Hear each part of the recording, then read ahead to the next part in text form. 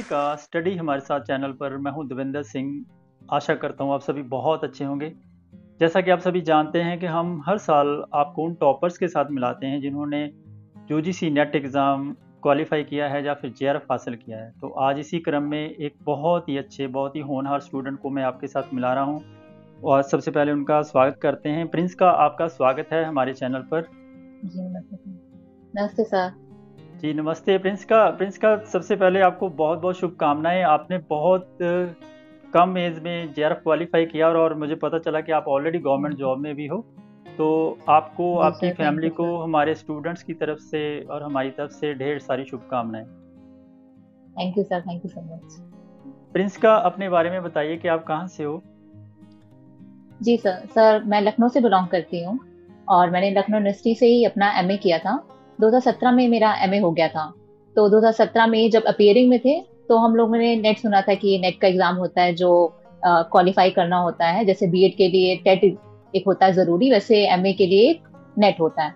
तो हम लोग ने ऐसे ही मतलब दोस्ती यारी में सब मजे मजे में फॉर्म भर दिए और फिर हम लोग साथ में एग्जाम देने चले गए। तब हम लोग ने शायद फर्स्ट पेपर भी नहीं पता था कि दो पेपर होंगे तो पढ़ना होगा, तो हम लोग ने एग्जाम दे दिया और फिर जैसा कि होना था कि नहीं निकला। फिर उसके बाद जैसे एमए कंप्लीट हुआ, फिर उसके बाद मैं उस वहाँ पे यूनिवर्सिटी में मैं सेकंड टॉपर थी जब मेरा कंप्लीट हुआ एमए। तो उसके बाद फिर हम लोग सब मैंने बीएड करना स्टार्ट किया। मैंने बीएड स्टार्ट किया, मतलब 2018 में मेरा बीएड हो गया। फिर मैंने गवर्नमेंट जॉब की तैयारी शुरू कर दी। उधर से बिल्कुल ध्यान हट गया था कि नेट करना है वो। फिर गवर्नमेंट जॉब की तैयारी करते करते मेरा रिसेंटली एनवीएस में हो गया। फिर मैंने उसमें ज्वाइन कर लिया। जब उसका इंटरव्यू होना था एनवीएस का, तो मैंने कहा चलो मैं फिर से एक बार नेट देती हूँ, ट्राई करती हूँ अपना। तो मैंने फिर से थोड़ा बहुत तैयार किया और मैंने नेट दिया। मैंने ये इस प्रिपरेशन से दिया था कि मेरा नेट अच्छे से क्वालिफाई हो जाए, क्योंकि 5 साल पहले मैंने पढ़ा था तो वो गैप फिल करना भी थोड़ा सा वो था, मुश्किल हो रहा था। लेकिन मैंने सब कंप्लीट किया। 1 महीने के अंदर मैंने सब कुछ प्रिपेयर करके रिविजन करके और मैंने नेट दे दिया। और मेरा नेट के साथ साथ जेआरएफ भी हो गया। तो ये मुझे बहुत अच्छा लगा देख के कि मेरा 5 साल पहले वाला जो नॉलेज था वो मेरा अभी तक बना हुआ था। और प्लस अभी तैयारी तो आपको लगातार करनी ही थी, मैंने भी करती रही क्योंकि मैंने गवर्नमेंट जॉब की तैयारी कर रही थी। तो उसमें तो साथ साथ प्रिपरेशन चली रही थी। फर्स्ट पेपर मुझे अलग से पूरा पढ़ना पड़ा नया तरीके से।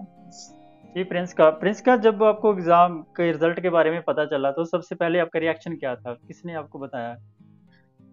हाँ सर एक्चुअली मैं तो जॉब में चली गई थी, तो वहाँ मैंने तो देखा ही नहीं था खोल के कि नेट का रिजल्ट आ गया या ऐसा कुछ है। मुझे दीदी ने बोला कि तुम्हारा रिजल्ट आ गया, नेट का चेक कर लिया। मैंने कहा नहीं, मैंने तो नहीं चेक किया, आप चेक कर लो, देखो नेट निकल गया है। तो उन्होंने कहा चलो मैं चेक करती हूँ। तो उन्होंने चेक किया, उन्होंने कहा नेट नहीं, तुम्हारा जेआरएफ निकला है और भी बहुत अच्छे नंबर से। तो मैंने कहा ये तो बहुत अच्छी बात है मेरे लिए कि मेरा जेआरएफ निकल गया, वो भी जॉब की प्रिपरेशन करते हुए नेट निकलना, वो भी जेआरएफ के साथ, मतलब बहुत बड़ी चीज थी मेरे लिए। तो वो बहुत बहुत बढ़िया। अच्छा मोमेंट था मेरे लिए। जी सर। कि आपने पेपर वन को किस तरीके से तैयार किया था। हमारे सामने ये दिक्कत होती है कि पेपर वन कोई भी पढ़ के नहीं आता है, क्योंकि टीचिंग रिसर्च जी वगैरह हम सर। पहले ना तो ग्रेजुएशन में पढ़ते ना पोस्ट ग्रेजुएशन में इसकी स्टडी करवाई जाती है। तो आपके लिए कितना मुश्किल था ये पेपर वन। हाँ सर मेरे लिए भी बिल्कुल नया था, क्योंकि एक हिस्ट्री स्टूडेंट थी मैं, तो हिस्ट्री पूरा प्रॉपर अच्छे से तैयार किया था। बीएड भी मैंने किया था, तो मैंने बीएड डिस्टेंस से करके, मतलब मैंने सिर्फ सेल्फ स्टडी देके और एग्जाम दिया था। तो वो बस वो मेरा मार्क्स और मार्कशीट गेनिंग वाला नंबर था। जो प्रॉपर मैंने अच्छे से पढ़ाई की वो मैंने नेट के फर्स्ट पेपर में, मुझे लगता है बीएड से ज्यादा मैंने फर्स्ट पेपर मैंने नेट के पढ़ा, बीएड का सिलेबस। तो सर मैंने एक केवीएस मदान, जो मैं हमेशा सुनती आई थी, आपके भी चैनल से मैंने बहुत लोगों से सुना हुआ था कि केवीएस मदान है बुक। तो मैंने ठीक है, मैंने कहा केवीएस मदान ले लेती हूँ। एक ही बुक पे टिकती हूँ, केवीएस मदान को मैंने फॉलो किया। उसका ये था कि आप 80% अपना सिलेबस तैयार कर लीजिए। आप नहीं कर पाएंगे का पूरा, तो 80% अपना सिलेबस उसका तैयार कर लीजिए। मैंने केवीएस मदान को ही 2-3 बार पढ़ा, उसको रिवीजन किया। एक ओसवाल की आती है पीवाईक्यू की, प्रीवियस ईयर की। उसमें यूनिट वाइज होते हैं, कम्युनिकेशन के सारे क्वेश्चन एक तरफ, और जितने भी पॉल्यूशन से रिलेटेड, जितने भी फर्स्ट सेकंड थर्ड यूनिट है, सबके ये थे। तो ये बहुत ही मतलब इजी रहा मेरे लिए प्रीवाईक्यू लगाने का। वो देख के, प्लस मैंने फिर आपके जो प्रीवियस ईयर क्वेश्चंस थे अपने सेकंड पेपर के लिए, वो सब अच्छे से देख के रिवीजन करके, और वो मेरा मतलब मेरी एक बुक ने मेरा जेआरएफ फर्स्ट पेपर में जो था वो मेरा वो पूरा फिक्स किया, मुझे लगता है। मैं एक ही जी बुक जी। पे मतलब स्टिक रही, केवीएस मदान। प्रिंस का आपने कैलकुलेट किए थे कि आपके पेपर वन में कितने क्वेश्चन ठीक हुए थे या हिस्ट्री में कितने क्वेश्चन ठीक हुए थे। नहीं सर, वही मैंने आप बताया, जैसे कि मैं जॉब में थी, तो मेरे पास रिजल्ट देखने तक का भी वहाँ टाइम नहीं था और नेटवर्क भी नहीं था। सबसे मेन चीज वहाँ पे नेटवर्क भी इशू रहता है। तो मैंने फिर चेक भी नहीं किया, वो नहीं हो पाया मुझसे सर। ओके, टोटल कितने परसेंटाइल मार्क्स बने थे इस बार आपके। सर 99.68% है, समथिंग कुछ, हाँ 99.68 कुछ मैंने। बहुत बढ़िया। अच्छा प्रिंस का जैसे पेपर वन काफ़ी मुश्किल अभी हो रहा है, क्योंकि बहुत ज़्यादा क्वेश्चन जो अब यूजीसी पूछ रहा है, एक तो फैक्ट बेस्ड पूछ रहा है, कुछ टाइम कंज्यूमिंग है। Yes sir. तो पेपर वन को तैयार करने के लिए किस तरीके से टीचिंग, रिसर्च और कम्युनिकेशन पूरे पूरे 10 यूनिट जो हैं काफ़ी मुश्किल खड़ी कर रहे हैं, क्योंकि सारा टाइम ही ये ले जाते हैं। डीआई जितना आता है बहुत मुश्किल आ रहा है, अब तो डीआई की कैलकुलेशन करने में कितना समय जा रहा है, तो इसको किस तरीके से आपने मैनेज किया था? सर मुझे लगता है कि जैसे मेरा कुछ पोर्शन बहुत ही स्ट्रांग था, जैसे मेरा टीचिंग से रिलेटेड जो पोर्शन था, कम्युनिकेशन वाला जो था, तो मुझे लगता था जैसे मेरी उसमें से 4 यूनिट का जो मुझे सिलेबस है मुझे अच्छे से आता है, तो मैंने उस पर ज्यादा फोकस किया बजाय इसके कि जो मुझे नहीं आता उस पर मैं अपना ज्यादा टाइम वेस्ट करूँ। तो अगर आपको 10 यूनिट में से आपको 2 यूनिट नहीं आ रही है, आप उस पर अपना टाइम मत वेस्ट करिए। अगर आपको लग रहा है कि आप ये नहीं कर पाओगे वहां पे भी, तो आप एक बेसिक पढ़ के चले जाओ कि अगर क्वेश्चन आ रहा है, आपने ट्राई किया, हो गया तो ठीक है, नहीं हुआ तो आप उसमें अपना टाइम मत वेस्ट करो। लेकिन जो यूनिट्स आपकी अच्छे से तैयार हैं, जो आपको अच्छे से आती हैं, मैंने उसमें बहुत ज्यादा टाइम दिया अपना। मतलब ये था कि अगर मैं 5-4 घंटे अपने नेट का सेकंड पेपर पढ़ रही हूँ तो मैं 2 घंटे उसको पढ़ती थी डेली, डेली बेसिस पे। और पीवाई क्यू मुझे लगता है सबसे बहुत अच्छी चीज है लगाना, जिससे आपको पता चलता है कि आपका आउटपुट कितना है। आपने इनपुट तो कर लिया, मैंने इनपुट तो कर दिया, लेकिन मुझे पता नहीं ना मैं वहां मेरा निकल भी रहा है, मुझे याद भी रहा कि नहीं रहा। तो मेन चीज ये थी, मैं आउटपुट के लिए पीवाई क्यू लगाना बहुत जरूरी है। उससे आपको पता चलता है आपको समझ में कितना आया और आपने कितना याद रखा। तो वो बेसिक था। उसको अगर आप रिवीजन पर डेली बेसिस पे अगर आप पीआईक्यू लगा रहे हैं अपना टॉपिक तैयार करने के बाद, तो मुझे लगता है कि आपको वहां दिक्कत ही नहीं होगी। आपको लगेगा कि आप उसी जैसे ही डेली रूटीन जैसे पेपर दे रहे हैं, और बहुत आसान कर दिया मेरे लिए इसमें। बहुत बढ़िया। तो प्रिंस का जैसे कि मैं आपसे जान पा रहा हूँ कि आपने ओसवाल की बुक से पीवाईक्यू को प्रिपेयर किया था, है ना? जी जी सर। तो कितनी अच्छी बुक है, अभी मुझे भी पता चला कि मार्केट में वो नई आई है। तो जी सर। यूनिट सर एक वाइज तो अगर आपको लग रहा है कि आप केवीएस मैदान पे ही, केवीएस मैदान में भी काफी ज्यादा क्वेश्चन आंसर है जो आप कर सकते हो, लेकिन उसमें मतलब ये है कि आपने एक यूनिट तैयार की, उसके आपने क्वेश्चन आंसर दिए और आप फिर आगे चले गए। लेकिन पीवाईक्यू सवाल में मुझे लगता है 10 ईयर के प्रीवियस ईयर क्वेश्चन थे उसमें, 10 साल के। और सबसे अच्छा ये था कि यूनिट वाइज है, आपने जब एक यूनिट पूरी पढ़ ली तो आप उसको खोलकर आराम से आप देख सकते हैं कि आपने जो पढ़ा है वो क्या नेट में आता है, क्या उस जेआरएफ बेस वो स्टैंडर्ड है कि नहीं है, तो वो पता चलता है। वो बहुत आसानी से पता चलता है कि आपने अगर कोई यूट्यूब भी वीडियो देखी तो वो क्या आपके लिए बेनिफिशियल थी, क्या उन्होंने आपका सिलेबस देखते हुए बनाया, क्योंकि वहां पे 10 साल में आपको एक टॉपिक पता चल जाता है कि इस टॉपिक से, इस यूनिट से ये क्वेश्चन आते हैं।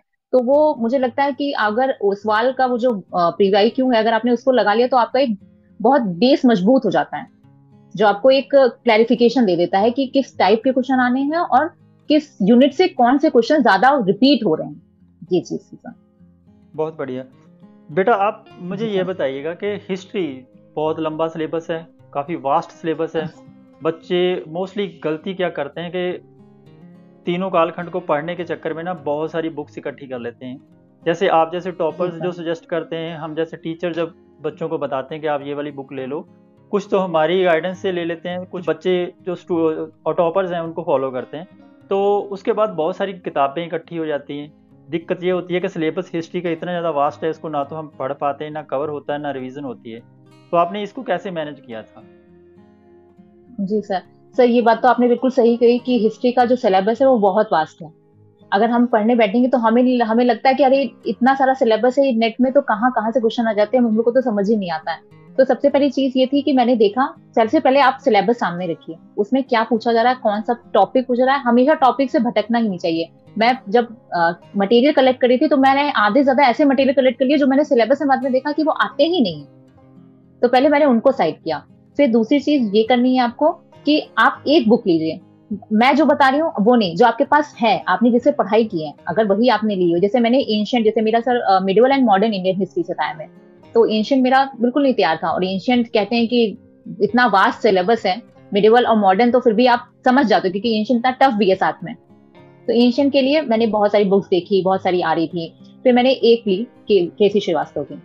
केसी श्रीवास्तव मैंने पूरा अच्छे से पढ़ा। फिर मैंने यूट्यूब पे देखा तो बहुत लोग फिर और बुक्स बताने लगे, पप्पू सिंह प्रजापत और बहुत सारी चीजें बताने लगे, तो मैंने कहा चलो मैं ले लेती हूँ। फिर मैंने वो भी ली, मैंने उनको पढ़ा तो मैं और कंफ्यूज हो गई, क्योंकि इतने सारे फैक्ट्स आ रहे थे मेरे पास कि मैं अगर लिखने बैठती तो मेरे साथ मुझे लगता 5-6 महीने मेरे एंशियंट में ही चले जाते। तो मैंने केसी श्रीवास्तव वापस से ली, वापस से वही उठाई, उसी को वापस से रिवाइज किया, उसमें से शॉर्ट नोट्स निकाले, उसी को बार बार रिवाइज किया। और आपके जो लास्ट मोमेंट पे मैंने जो पूरे एक दो घंटे के, एक घंटे के, तीन घंटे के जितने भी पीवाईक्यू प्रीवियस ईयर के थे उनको लगाया, मुझे पता चला कि हाँ मेरी तैयारी ठीक चल रही है, मेरी तैयारी सही दिशा में चल रही है। आप एक बुक 4 बार पढ़िए, ना कि 4 बुक एक बार।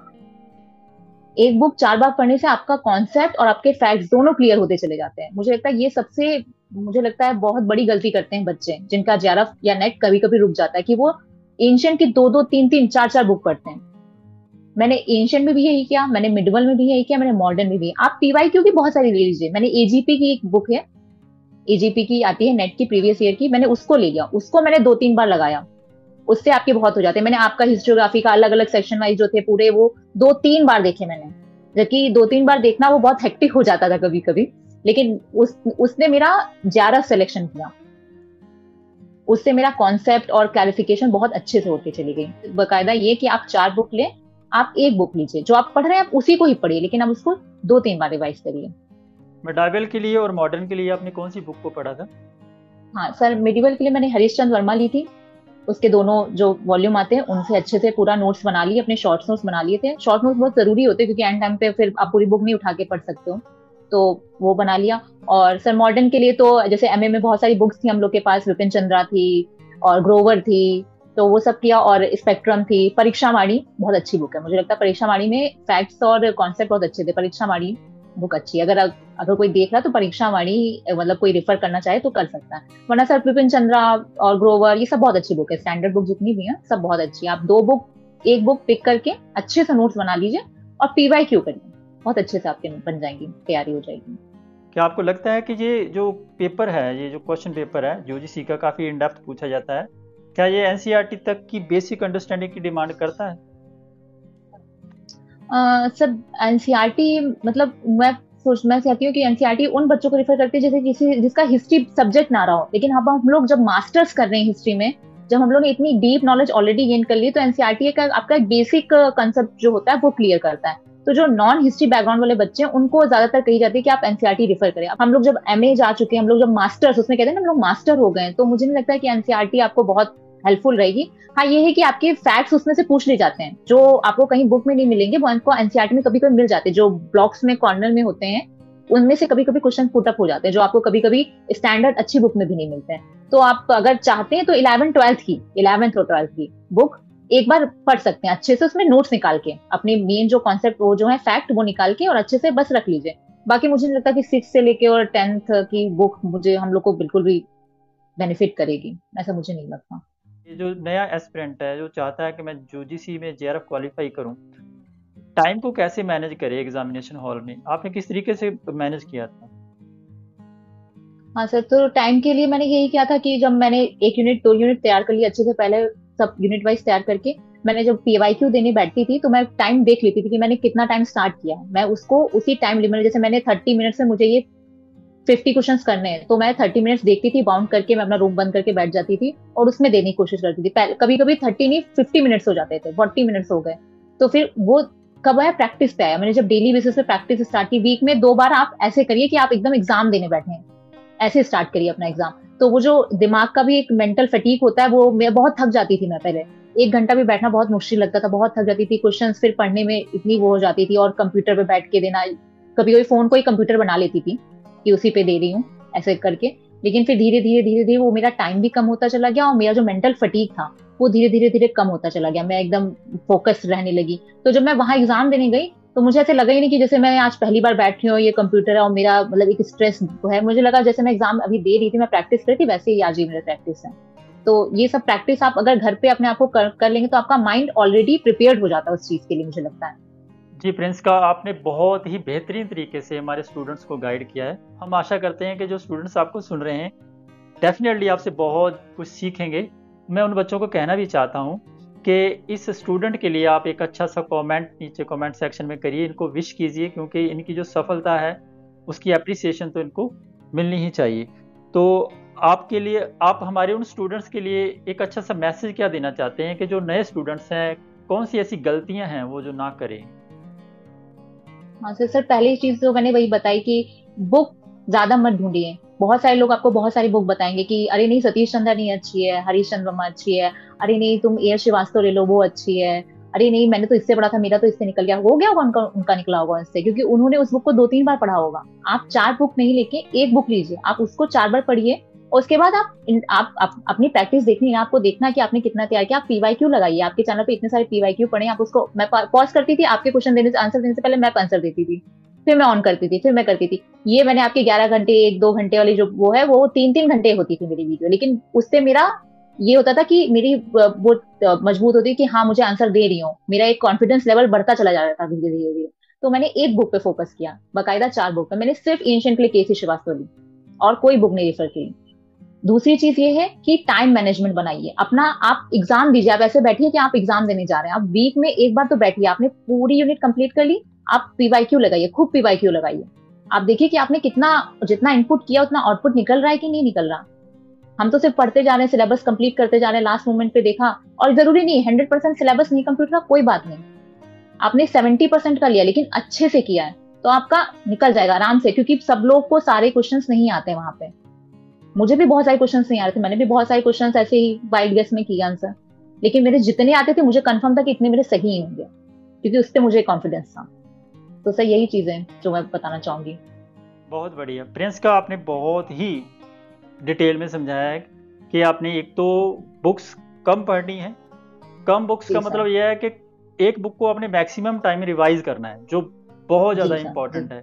ज़्यादा बुक्स इकट्ठी करने का कोई फ़ायदा नहीं है, कम पढ़ो, ज़्यादा बार रिवाइज करो उसको, वो आपके दिमाग में भी कंटेंट रहता है, आप उसको एग्ज़ाम में जाके इनकलकेट भी कर पाते हैं।